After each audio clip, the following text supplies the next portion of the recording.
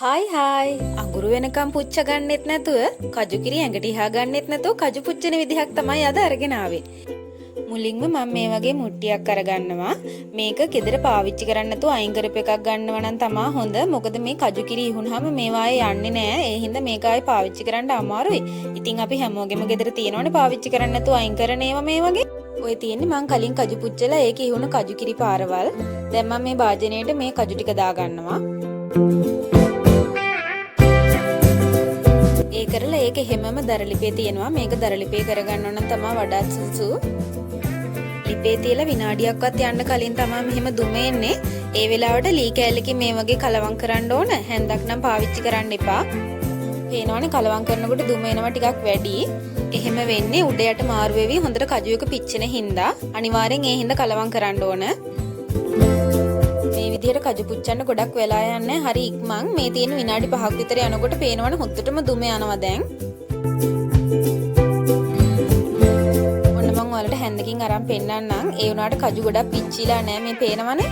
මේ වතුර වගේ පේන්නේ වතුර දාලා නෙමේ කජු කිරි විසි වෙලා තියෙන්නේ. ඒකයි මං කිව්වේ අයින් කරපු මුට්ටියක්ම මේකට පාවිච්චි කරන්න කියලා. ඒ වගේම තමයි මෙහෙම කරද්දී ආරක්ෂිතයි ගොඩක් කජු කිරි ඇඟට ඉහෙන්නේ නැහැ.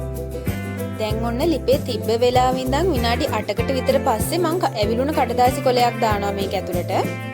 ඒ වුණාට දැක්ක නේද ඒක හැමම නිවුණා. ඒ කියන්නේ මේක තවම මදි පිච්චිලා තියෙනවා. දැන් මේ කජු එක ලිපේ තියපු වෙලාවෙ ඉඳන් විනාඩි 12කට විතර පස්සේ ආයෙත් මං ඇවිලුණ කඩදාසියක් දානවා.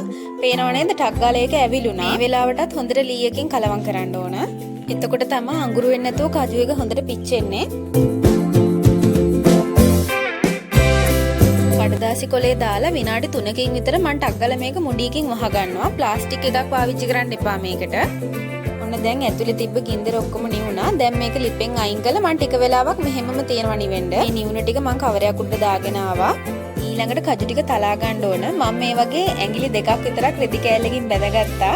ඔයාලට පුළුවන් නම් ග්ලව්ස් එකක් දාගත්තත් කමන්නේ. මට ඒනට ගොඩක් පහසු මේ විදිහින් හින්දා තමයි මම මෙහෙම කරේ. තලා ගන්න එකත් මම මේ වගේ ග්‍රොසරි එකකින් බැඳගත්තා. මොකද මේ කජු කිරි ගෑවෙන හින්දා.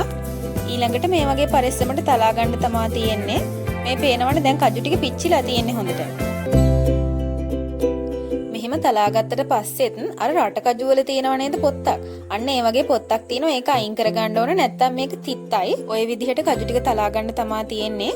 අමු කජු කිරි අත්වල ගෑවුනොත් නම් අත්වල හැම යනවා. හැබැයි මේ කජු කිරි ගෑවුනා කියලා නම් එහෙම මොකුත් ප්‍රශ්නයක් වෙන්නේ නැහැ. හැබැයි මේ වගේ ආවරණයක් දාගත්තේ නැත්තම් අත්වල නිකන් දැලි ගෑවිලා වගේ වෙනවා. හොඳටම නිවුනට පස්සේ කජු එක තලා ගන්න හින්දා අත පිච්චෙයි කියලා බය වෙන්න දෙයක්වත් නැහැ. ඉතින් මේ විදිහට කජු පුච්චනකොට කජු කිරි ඇඟට ඉහෙයි කියලාවත් කජු ටික අඟුරු වෙයි කියලාවත් බය වෙන්න දෙයක් නැහැ. ගානටම පුච්ච ගන්න පුළුවන්. සුද්ධ කරලා ඉවරයි. ඔයාලටම පේනවා ඇතිනේ ගානට කජු ටික පිච්චිලා තියෙනවා. මම දැන් මේකට ලුණු කුඩුයි මිරිස් කුඩුයි ඉහා ගන්නවා. ලුණු කුඩු මිරිස් කුඩු ඉහා ගන්න නැතුව උනත් මේක කන්න පුළුවන්. මාර රසයි. ඉතින් ඔයාලත් කජු පුච්චන්නේ මෙහෙමද? නැත්නම් ඔයාලත් කජු පුච්චන හැටි හොය හොයද හිටියේ? කමෙන්ට් එකක් දාන්නකෝ බලන්න. මේ කජු කාලේ හින්දා මේ වීඩියෝ එක ගොඩක් ඔයාලට වැදගත් වෙයි කියලා මට හිතෙනවා. අනිවාර්යෙන් කමෙන්ට් එකක් දාන්න මට. ඒ වගේම මේ වීඩියෝ එකට ලයික් එකකුත් දාලා අපේ channel එකත් subscribe කරන්න. ආයෙත් මේ වගේ ලස්සන වීඩියෝ එකකින් හම්බෙමු. ඔයාලට සුබ දවසක්.